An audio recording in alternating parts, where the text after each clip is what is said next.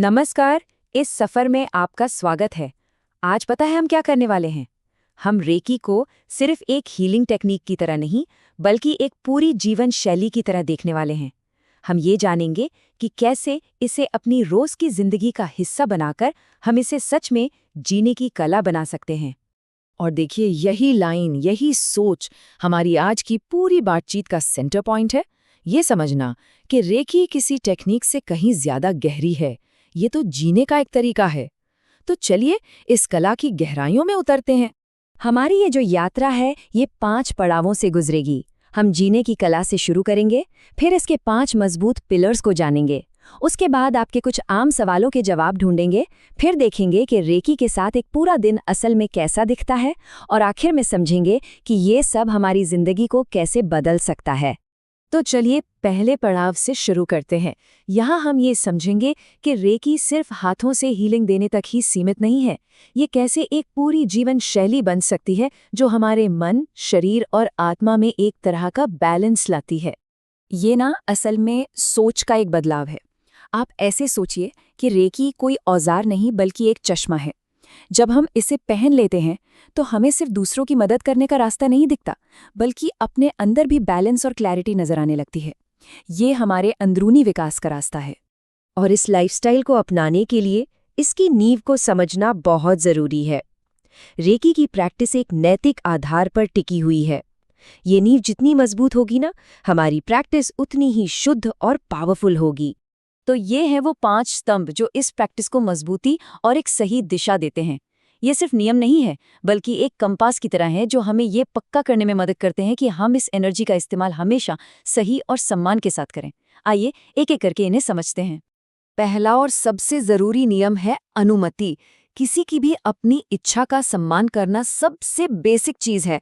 बिना पूछे किसी को रेकी देना उनकी आजादी का अनादर करने जैसा है। इसलिए हमेशा हमेशा पहले पूछें। दूसरा स्तंभ है ईमानदारी। ये बहुत जरूरी है कि हम कभी भी झूठे वादे ना करें। ये कहना कि अरे रेकी से सब ठीक हो जाएगा, न सिर्फ गलत है, बल्कि ये हमारी नैतिक जिम्मेदारी के भी खिलाफ है। हमें हमेशा साफ साफ बताना चाहिए कि रेकी क्या कर सकती है और इसकी लिमिटेशंस क्या हैं। देखिए, विश्वास किसी भी हीलिंग रिश्ते की आत्मा होता है। जब कोई इंसान अपने अनुभव हमारे साथ शेयर करता है तो वो हम पर भरोसा कर रहा होता है।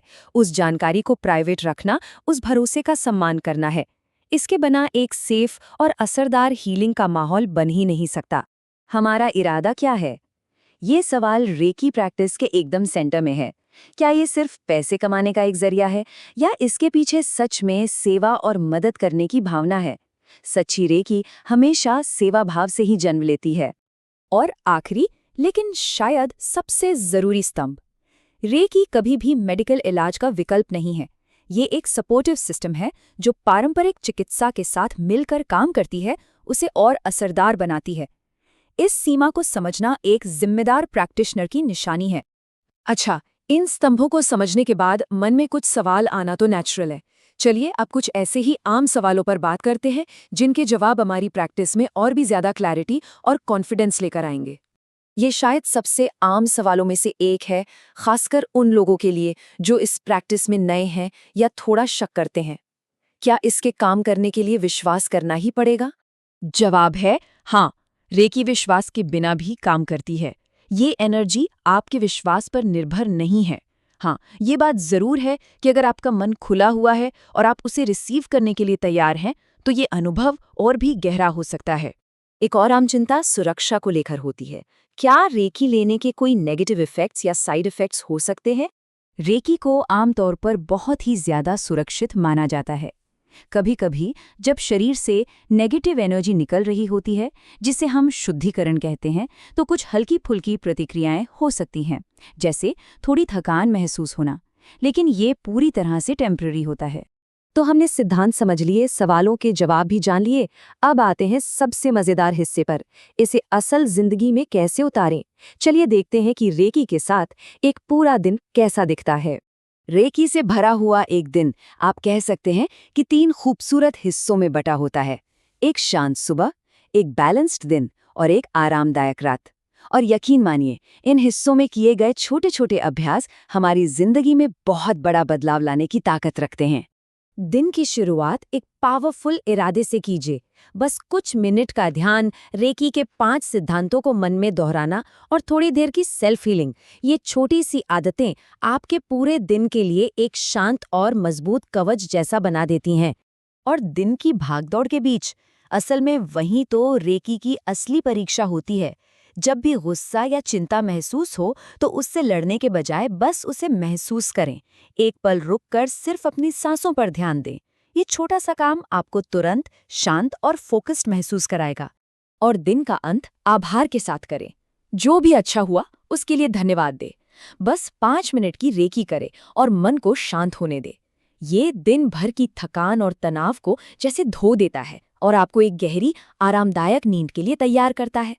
और अब हम अपनी यात्रा के आखिरी और सबसे जरूरी पड़ाव पर हैं। जब ये छोटे छोटे डेली अभ्यास हमारी आदत बन जाते हैं तो होता क्या है?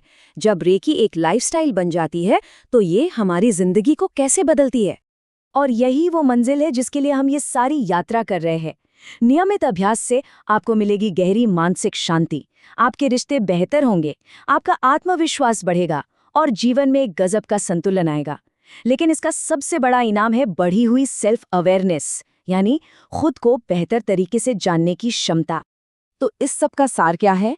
बस 3 शब्द याद रखिए: नियमित अभ्यास, धैर्य और सकारात्मकता।